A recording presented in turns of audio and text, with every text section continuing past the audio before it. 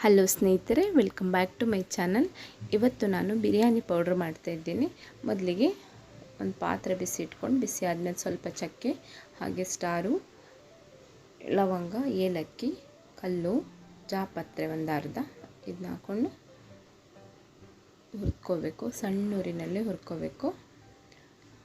ಸ್ವಲ್ಪ ಹುರಿದಾದ್ಮೇಲೆ ಈ ಸ್ಪೂನಲ್ಲಿ 1/4 ಸ್ಪೂನು ಜೀರಿಗೆ, ಒಂದು 3 ಸ್ಪೂನು ಧನಿಯಾ, ಹಾಗೆ 1 ಸ್ಪೂನು ಕಾಳುಮೆಣಸು, ಸೋಂಪು 1 ಸ್ಪೂನು, ಇದನ್ನು ಅಷ್ಟೇ ಸಣ್ಣ ಉರಿನಲ್ಲಿ 1 ನಿಮಿಷ ಹುರ್ಕೋಬೇಕು.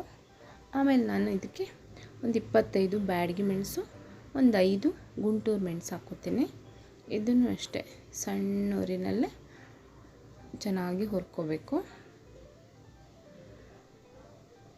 ಇವಾಗ ನಾನು ಒಂದು 2-3 ಪಲಾವ್ ಎಲೆ ಹಾಕ್ಕೊಂಡಿದ್ದೀನಿ. ಒಂದು ಸ್ವಲ್ಪ ಹೊತ್ತು ಹಿಂಗೆ ಹುರಿದ್ಕೊಂಡು ಇದನ್ನು ಇವಾಗ ತಣ್ಣಗಾಗಿ ಬಿಡ್ತೀನಿ. ತಣ್ಣಗಾದ್ಮೇಲೆ ನಾನು ಮೊದಲಿಗೆ ಧನಿಯಾ ಅದನ್ನೆಲ್ಲ ಪೌಡ್ರ್ ಮಾಡ್ಕೊಳ್ತೀನಿ. ಇದು ಪೌಡ್ರ್ ಆದಮೇಲೆ ಮೆಣಸಿನ್ಕಾಯಿನ ಸೇರಿಸ್ಕೊಳ್ತಾ ಇದ್ದೀನಿ. ಪೌಡ್ರ್ ಆಗಿದೆ. ನಾನು ಅರಿಶಿನ ಕೊಂಬು ತೊಗೊಂಡಿದ್ದೀನಿ, ಸ್ವಲ್ಪ ಕುಟ್ಟಿ ಇದಕ್ಕೆ ಹಾಕ್ತಾಯಿದ್ದೀನಿ. ಇದನ್ನು ಸೇರಿಸಿ ಪುಡಿ ಮಾಡ್ಕೊಂಡಿದ್ದೀನಿ. ಈಗ ಬಿರಿಯಾನಿ ಪೌಡ್ರ್ ರೆಡಿಯಾಗಿದೆ.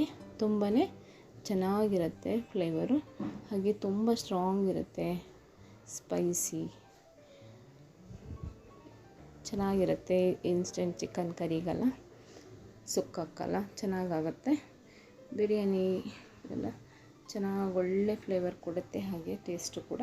ಇಷ್ಟ ಆದರೆ ಒಂದು ಸಲ ಖಂಡಿತ ಟ್ರೈ ಮಾಡಿ. ಹಾಗೆಯೇ ಪ್ಲೀಸ್ ಸಬ್ಸ್ಕ್ರೈಬ್ ಮಾಡಿ. Thank you for watching.